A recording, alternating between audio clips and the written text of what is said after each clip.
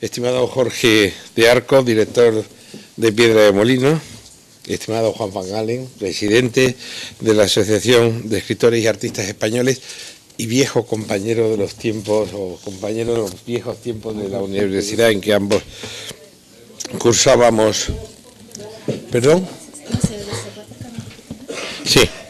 No, estaba saludando a Juan Van Galen, que además de presidente de la Asociación de Escritores y Artistas Españoles, es viejo, antiguo compañero de los jóvenes años de la universidad. Estimado Ignacio Olguero, director de Radio 1, señoras y señores, amigas y amigos, creo que esta es una tarde a la vez triste y alegre para todos, o al menos así lo siento yo. Es triste porque nos reunimos en torno al recuerdo entrañable de un amigo que ya no está entre nosotros. Y es alegre porque está con nosotros Isabel, su mujer, porque podemos transmitirle todo el afecto y la admiración que sentimos por Antonio, y porque recordar a Antonio nos trae a la memoria de los sentimientos la sensación placentera que produce recordar que hemos disfrutado de su amistad y de su extraordinaria personalidad. Por eso, y porque Antonio fue un gran amigo de Fundación Mafre, que nos aportó durante más de 25 años su colaboración y consejo siempre inteligente y lleno de sentido común, acogí con entusiasmo la propuesta de Jorge de Arco de que celebrásemos aquí este acto, que constituye un homenaje a la figura de Antonio y a la vez la presentación en Madrid de una revista cuyo consejo él presidió. Antonio Mingote pertenece a ese reducido grupo de personas a las que la sociedad debe guardar gratitud y memoria constantes. Si los periódicos nos abren cada mañana el panorama de nuestro mundo, adquieren una relevancia especial a quienes, siguiendo una de las grandes tradiciones del periodismo contemporáneo, intentan diariamente reflejar con apenas unos trazos y pocas palabras lo que pasa en la calle. Su capacidad iluminadora y esa facultad de ayudarnos con el fogonazo de sus dibujos, amables y compasivos a veces, otras veces irónicos y punzantes, pero siempre lúcidos y esclarecedores, nos ayudan a entender lo que pasa a nuestro alrededor, a hacernos más conscientes de nuestra realidad y más cercanos a los demás. En esa reducida estirpe, Antonio Mingote ocupa un lugar de privilegio. Su obra, que recorre la segunda mitad del siglo pasado y se prolonga hasta el momento de su fallecimiento en abril de este año, es probablemente la más relevante del humorismo gráfico español contemporáneo, tanto por su extensión como por los múltiples, tanto por su extensión como por la diversidad de sus temas, por los múltiples formatos en los que se vertió su genio, la viñeta diaria, el libro, las series de fascículos, las revistas, etcétera, y sobre todo por el unánime reconocimiento que merecieron su talento y su obra. No creo que sea necesario enumerar la larguísima lista de premios y honores en que se tradujo ese reconocimiento, pero me gustaría destacar que no solo se produjo en España, sino que tuvo dimensión internacional, ya que sus chistes fueron reproducidos y traducidos en periódicos tan prestigiosos como el New York Times, el Times Wednesday o el Daily Telegraph.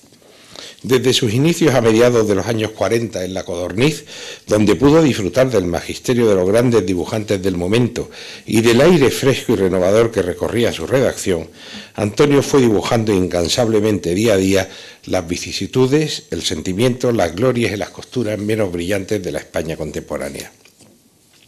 Sus entrañables personajes, que reflejaban en su integridad la diversidad de la sociedad española, desde el aristócrata anclado en su abolengo hasta los mendigos que al amparo del puente nos enfrentaban a sus incontestables verdades, se convirtieron en espejo y portavoz del sentir de cada uno de nosotros, que inevitablemente acabábamos identificándonos con alguno de sus personajes.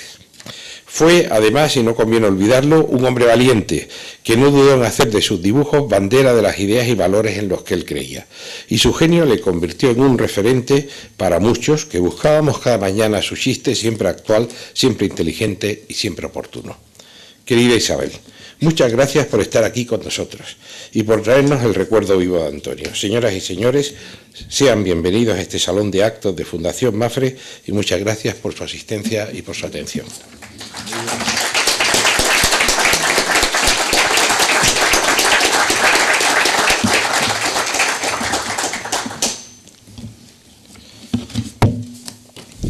Buenas tardes, gracias Alberto Manzano por tus palabras, por acoger esta piedra del molino que hoy presentamos con su número 17. Gracias, Isabel, por acompañarnos en este homenaje gráfico que brindamos hoy tan merecido a Antonio Mingote. Cuando en la primavera de 2004 vio la luz el primer número de la revista Piedra del Molino, comenté durante su presentación que lo difícil no era llegar, sino mantenerse. Y en verdad que sabía bien lo que decía, porque transcurridos ya 8 años y medio, y con 17 números publicados, se han debido sortear dificultades de toda índole para que aquel proyecto ilusionante siga siendo hoy una hermosa realidad.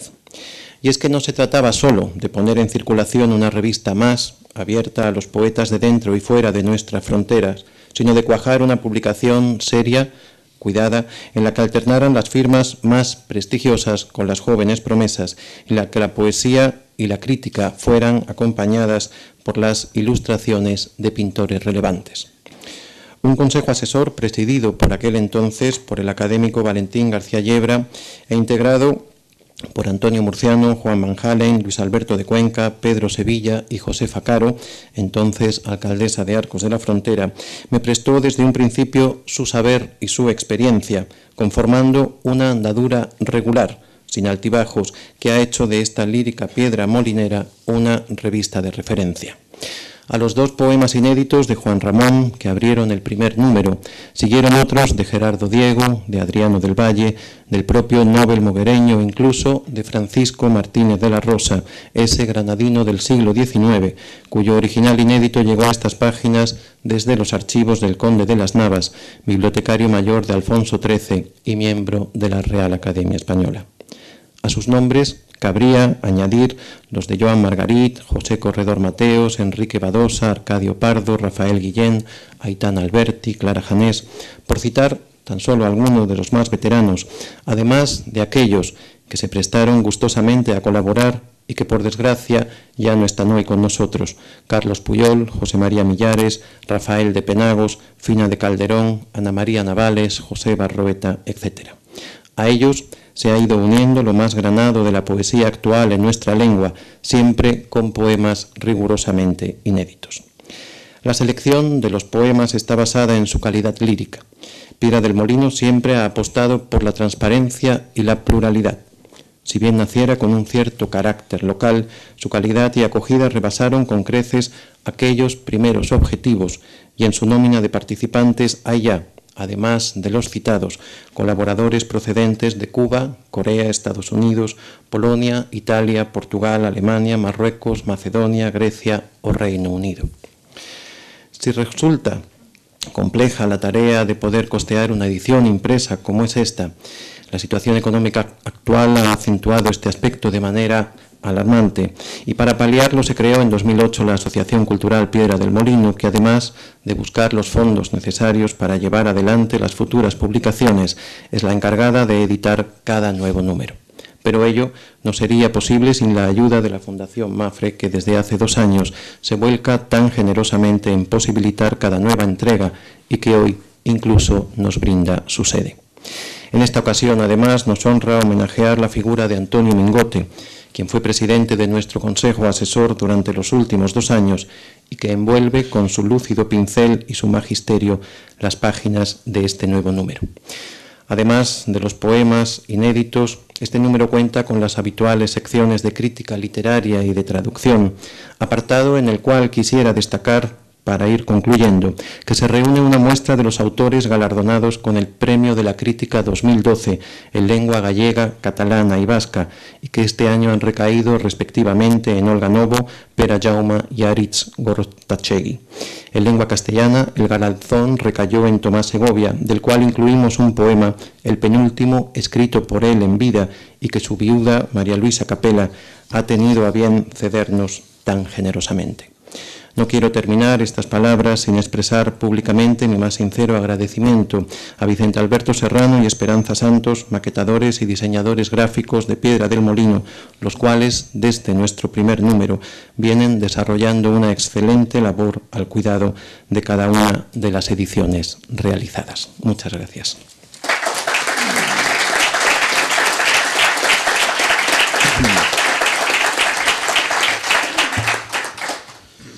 Dirige la palabra ahora a Juan Van-Galen. Muchas gracias a la Fundación Mapfre, a mi viejo amigo Alberto Manzano Martos, a Jorge de Arco, al que conozco de hace mucho tiempo, exactamente desde el día que nació, y me encanta dirigir unas palabras en este acto en torno a la figura de Antonio Mingote, tan admirado. Antonio Mingote, yo que procedo del periodismo, no hacía dibujos, hacía editoriales. ¿Cuántas veces el editorial del periódico era el dibujo de Antonio Mingote?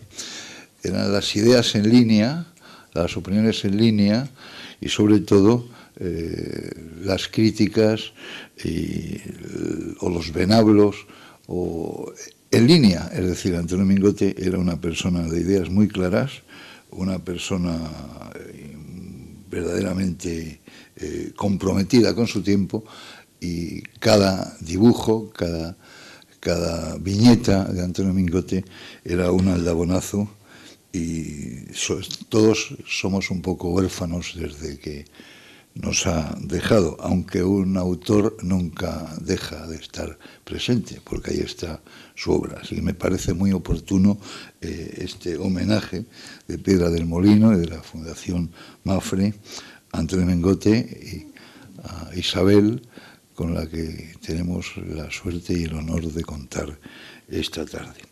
Nos reunimos en torno a Piedra del Molino. Cuando Piedra del Molino apareció hace ya más de 8 años, pues voy a ser muy sincero, como no podía ser de otra manera, yo no pensé que pudiera tener continuidad. O sea, yo en mi primera juventud, como sabe muy bien Carlos Murciano, que me ayudó mucho, entonces publicamos un grupo de amigos, una revista Nuevo Surco, que duró 3 o 4 números. Hacer una revista es algo muy difícil y desde luego la continuidad de esa revista es poco menos que imposible. Si a eso sumamos el tiempo que le ha tocado vivir a Piedra del Molino, con recortes absolutos en todos los presupuestos, cuando se intenta ir adelante, y muchas veces nos parece que quitar dinero a la cultura no se nota, con lo cual naturalmente yo estoy en absoluto desacuerdo, pues que haya podido continuar Piedra del Molino se debe, entre otros, a la generosidad de la Fundación Mapfre, que demuestra la sensibilidad que siempre demostró Alberto y que demuestra la Fundación. Arcos de la Frontera es un municipio de poetas, es un municipio singular, es un municipio con poetas muy importantes, con poetas consagrados. Hay una viejísima antología de poetas de Arcos de la Frontera, donde se recogen las muestras de esos poetas, un puñado de poetas capitaneados por Carlos y Antonio Murciano, y que ya editaron una revista señera que era Alcaraván, que apareció, si no me fallan las notas, en 1949. Entonces, luego se constituye el grupo Alcaraván, muy importante como grupo poético, y se convoca el premio Alcaraván. Y yo he de decir que no por méritos probablemente, sino por la amistad de Carlos y de Antonio Murciano, soy premio Alcaraván hace muchísimos años. Cuando era muy jovencito, y un premio pues casi te convertía en poeta. Guillermo de Torre decía hace muchos años, en el principio fue la revista, porque realmente en las revistas es en donde toman carta de naturaleza los diferentes movimientos poéticos a lo largo de nuestra historia contemporánea. Las revistas, pues estuvieron Gerardo Diego, en las revistas estuvo Miguel Hernández. Las revistas han sido muy importantes en la historia de la poesía española. Hay un par de tesis doctorales, si no recuerdo mal, sobre las revistas de poesía, una de Fanny Rubio, y seguir la continuidad de esa historia de la poesía en las revistas, que es el reto que se planteó hace 8 años. Si ahora es joven Jorge de Arco, imaginémonos cómo era hace 8 años. Era un auténtico niño, daba casi vergüenza pensar que aquel niño que yo conocí se había convertido en un gran poeta. Digo vergüenza porque eso venía a significar que todos cumplimos años. Jorge de Arco es un gran poeta, aparte de su faceta de director de Piedra del Molino, tiene diversos premios literarios. Yo por motivos de actividad territorial, pues me siento muy orgulloso de que Jorge sea premio de poesía de la Comunidad de Madrid por un libro que creo que se llama De fiebres y desiertos, de fiebres y desiertos, se titulaba, y ha unido su trayectoria poética como creador a su trabajo por la poesía como ensayista, como profesor y como fundador y director de Piedra del Molino. Y yo creo que esta sesión de hoy, en este magnífico salón de la Fundación Mapfre, pues en torno a la figura y a la obra de Antonio Mingote, supone un aldabonazo en favor de la poesía, en favor de Piedra del Molino y en favor de que esos 8 años que yo dudé cuando me planteó Jorge de Arco la fundación de la revista, yo dudé de esa continuidad. Ahora ya estoy seguro que dentro de otros 8 años estarán aquí o estaremos aquí, hay que cruzar los dedos, para celebrar otros 8 años de la revista y que todos lo veamos. Y enhorabuena a Piedra del Molino, de nuevo mi felicitación por unirlo al nombre señero de Antonio Mingote, y nuestra gratitud a todos los presentes, a Isabel muy en especial, y muchas gracias por haberse acordado de mí para intervenir en este acto.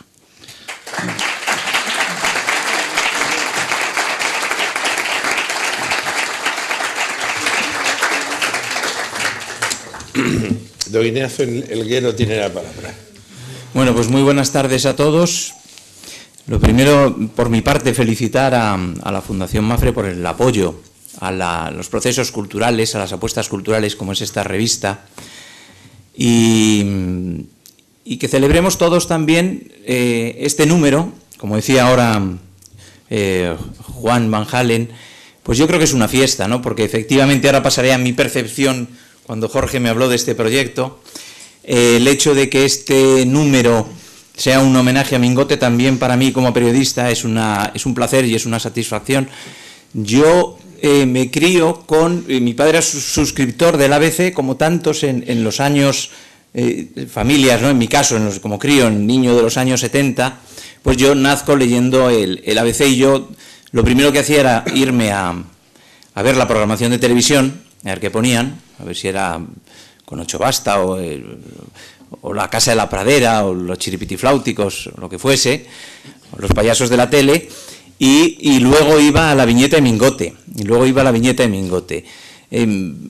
Desde entonces yo creo que nunca he dejado de ver la viñeta de Mingote como periodista, porque desde muy crío también tuve claro que yo quería ser periodista.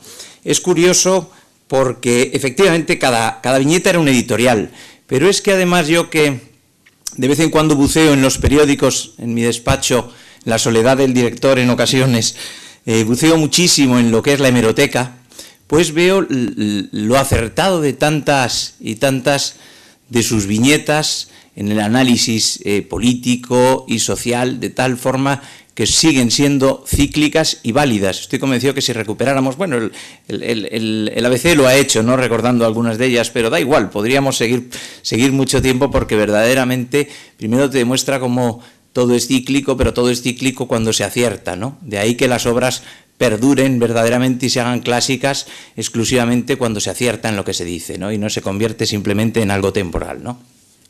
Así que es un doble placer, como digo, porque efectivamente Jorge, cuando empieza la revista Piedra de Molino, pues yo creo que, aunque entonces todavía Internet no estaba implantado como está ahora y no sabíamos por dónde iba a ir aquello, pero bueno, sí se intuía ya cierta crisis, digamos, sobre todo en las revistas. La prensa hace 8 años podía empezar a apuntarse a algo, los que están muy dentro del tema, pero las revistas literarias es cierto que habían perdido el poder que habían tenido durante todo el siglo XX, ¿no?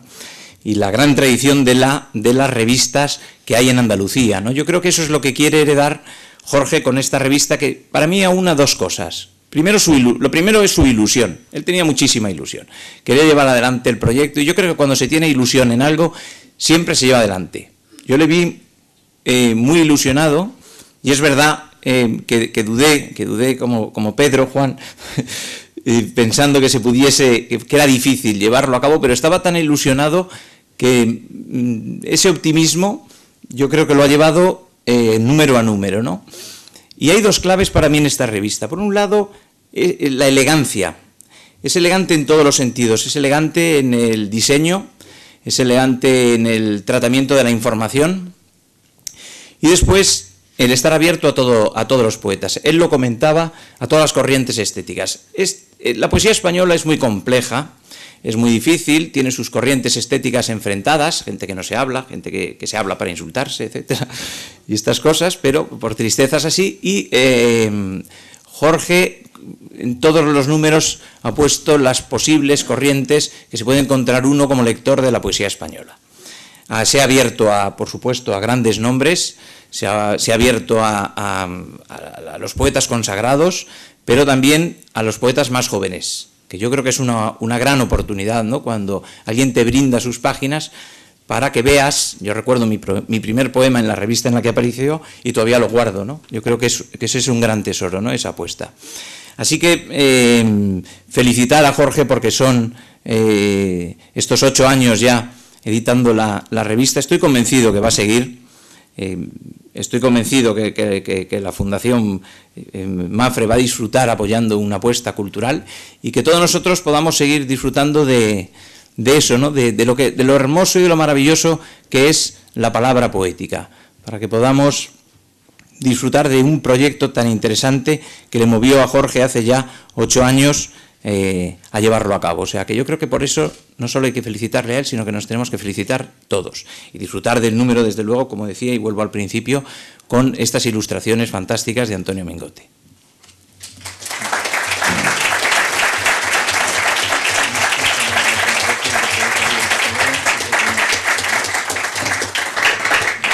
Vamos a proceder ahora a una lectura de poemas. Damos ahora la palabra, como no podía ser menos, a los poetas. Algunos de los que colaboran en este número están aquí presentes por la dispersión propia geográfica que tiene la revista y los autores. Nos hubiera gustado que hubiera muchos más, pero es difícil. Entonces, quería que, en primer lugar, Juan Van Halen diera lectura al soneto de amor de Antonio Isabel, de Antonio Mingote, que aparece en la página 5 de la revista y que sirve de pórtico en esta ocasión. Sí. Soneto de amor de Antonio e Isabel. Este insensato amor tan razonable, tan seguro camino, tan incierto, tan dormido el temor y tan despierto, tan movedizo amor, tan inmutable, un claro porvenir inescrutable, un cálido refugio a cielo abierto, arisco pedregal, florido huerto, movido afán, quietud insoportable. Bien despierto, mi amor, los dos soñamos esta contradicción que nunca cede, la soñada vigilia en que vivimos. Soñamos nuestro amor y vigilamos, despiertos, este sueño que sucede, y sucede, mi amor, que no dormimos.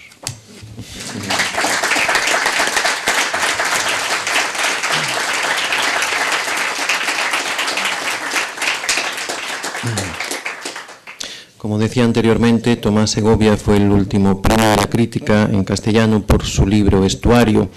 Desgraciadamente no pudo disfrutar de él porque nos dejó en el pasado mes de octubre del año 2011, pero como decía también con anterioridad su viuda, María Luisa Capela, nos ha cedido muy generosamente el penúltimo poema que escribiera, que lleva por título Giro. Está en la página número 6 y que va a leer Ignacio Olguero. El tiempo tiene esquinas imprevistas. De repente notamos que la luz no es la misma, que el aire trae un sesgo diferente, que los frescores vienen de otros lados, y entonces comprendemos que en algún sitio, no sabemos cuándo, sin darnos cuenta hemos doblado una esquina del tiempo, y no sabemos bien ahora a qué horizonte vamos acercándonos, pero sabemos que ese horizonte es fresco y que el que hemos dejado a derecha o a izquierda, sin duda era mejor ya no seguirlo.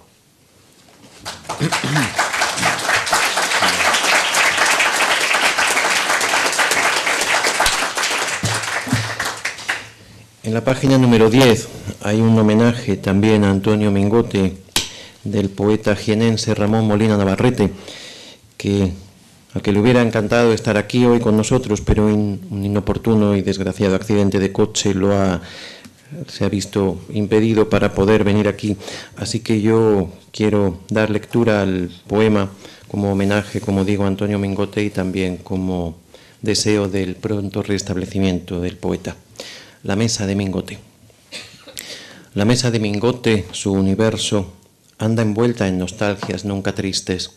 Sus plumas y pinceles, en silencio, sus tintas de colores vivas, siguen pronunciando palabras inmortales, componiendo dibujos invisibles. Madrid, abierta siempre a cualquier sueño, se resiste a no estar, a no ser libre en su agobio de hierros y cemento. Todo invita a luchar, nada se rinde. El hombre solo, envuelto en laberintos, halla una mano amiga que no finge. Los pobres lo son menos y los débiles. Los árboles ya tienen sus raíces, la tolerancia escupe el fanatismo que desde el fondo oscuro la persigue. Llueve el amor, humor y la ternura, y sale el sol después sin cicatrices, y hasta Isabel lo abraza cada tarde tras leer las postales que él escribe. Podrá hacerse ceniza el corazón, podrá morir la sed de quien no existe, mas la voz de Mingote sigue viva y su luz de poeta a lo imposible, porque sigue pintando, más que nadie, en este mundo ciego y en declive.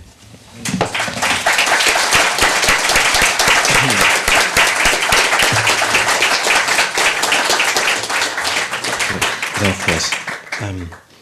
Francisco José Martínez Morán, poeta, amigo también de Piedra del Molino, en anteriores números nos acompaña hoy y va a dar lectura al texto de Luis García Montero, poema del poeta granadino, y lo invitamos a que se siente aquí con nosotros y dé lectura al mismo. Está en la página número 14, Callado y Fijo.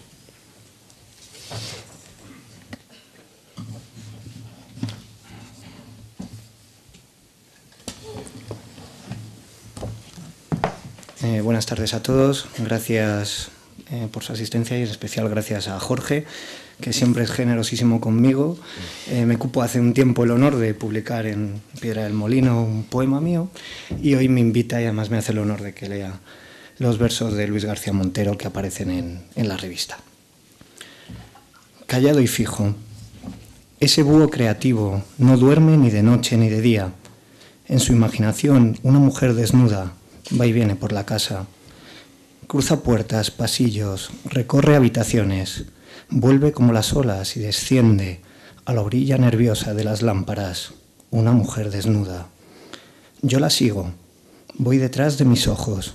Si doy la luz, enciendo Nueva York o quizás Buenos Aires en la piel. La culpa está en haber vivido tanto. Corre el agua y la abrazo en un puente del Sena.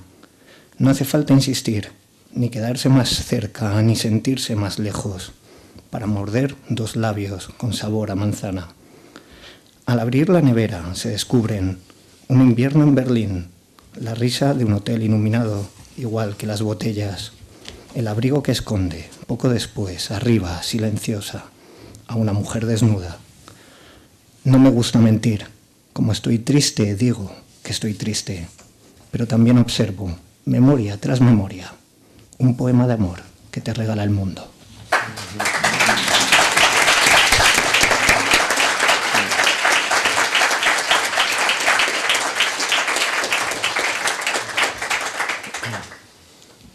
En la siguiente página, 16 y 17, no será casualidad, Fernando del Val y Juana Vázquez, que están hoy aquí presentes, van a dar lectura a sus textos. Agradecemos sobre todo a Fernando del Val, poeta vallisoletano, que haya venido desde su tierra natal para estar acompañándonos y dar lectura a su texto.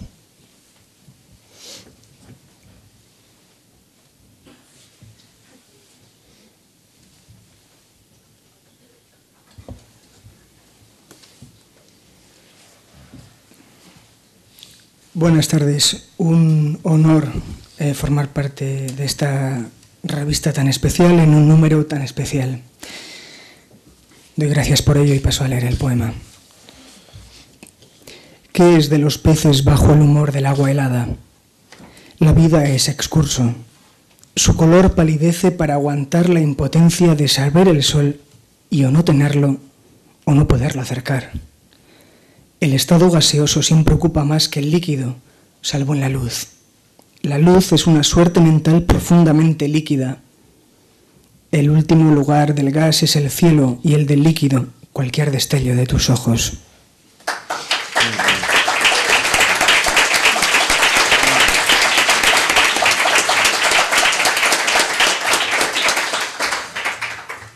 Y la poeta pacense Juana Vázquez, que también está con nosotros, va a dar lectura a su poema Aunque fumar mate.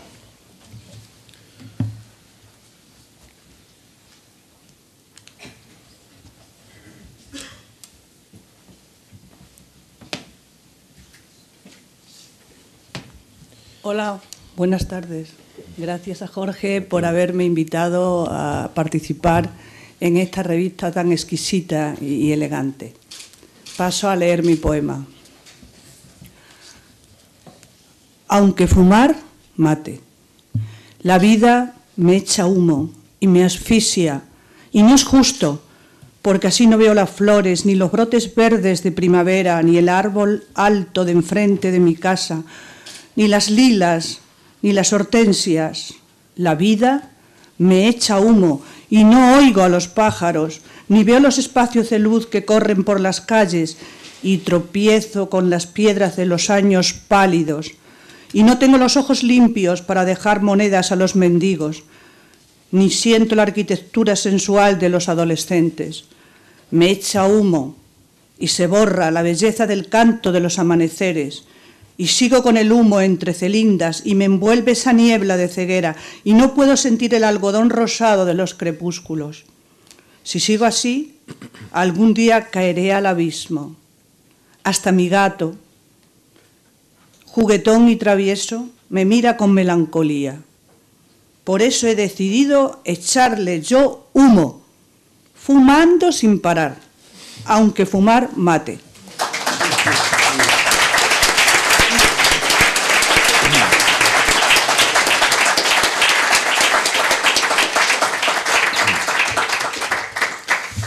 En la página 28, el poema de Olaya Castro fue el primer premio de poesía Piedra del Molino que convocó la Asociación Cultural Piedra del Molino.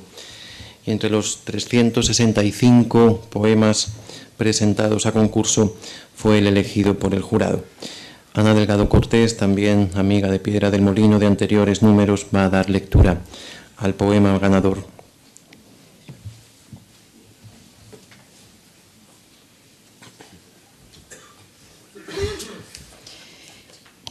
El camisón de Emily Dickinson. Las obligaciones del viento son pocas. Emily Dickinson. A la luz, el algodón recién planchado, blanca sarta de hilos que ligeramente despuntan al llegar al tobillo. Al trasluz, los muslos también blancos, carne blanda que no ha sido anfitriona.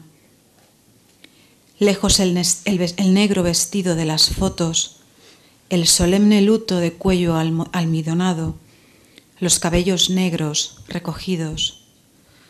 En la casa del silencio, los pies descalzos, cerciorándose antes de que no queda rastro alguno de visitas, traspasan el rellano. Lejos queda la habitación guarida, la vida de fantasma entre cadáveres que solo parlotean. Sola, ebria de blanco, de algodón, de luz, de blanda carne, con los cabellos sueltos y enredados, Emilia abraza la corteza del árbol.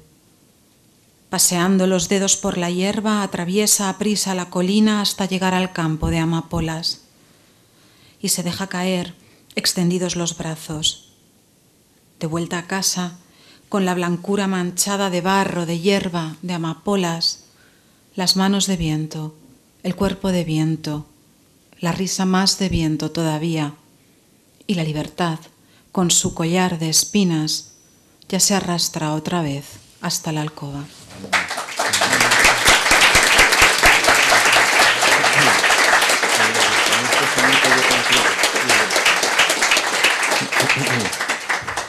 Desde el primer número de Piedra del Molino, cada una de las entregas tiene como cierre de los poemas inéditos que aparecen un soneto dedicado a una piedra de molino. En el primer número, aparecido en la primavera de 2004, dimos el soneto a una piedra de molino de Dionisio Ridruejo, y desde entonces muy distintos poetas han puesto su homenaje en esta cierre de la sección poética. Poetas muy distintos como Enrique Barredo, Francisco Mena Cantero, el propio Juan Van Halen, Antonio Carlos Murciano, y en este caso el poeta sanluqueño Juan José Vélez Otero es el que trae hasta nosotros este pequeño homenaje a nuestra revista también, y Navarro Beloki, que está también con nosotros, amigo de hace tiempo de nuestra revista, va a dar lectura al soneto y con él concluimos la lectura. Soneto a una piedra de molino. Era entonces rumor de rueda junto al río, bajo trémulos chopos verticales de oro. Era entonces un pulso insistente y sonoro, molturando las horas inmensas del estío. Era el tiempo redondo, era el cauce bravío, y el trabajo fecundo era un sueño canoro. Y de pronto llegó, tal se agota un tesoro, el otoño alaceña amarillo y sombrío. Era el turbio destino, la condena del hado, en la cal, en los huesos, en la piedra. Lo cierto es que fue un polifemo mineral y obstinado. Ahora, el ojo de un dios sembrado en el desierto, un amuleto ciego de sal, abandonado, al borde del camino como un cíclope muerto.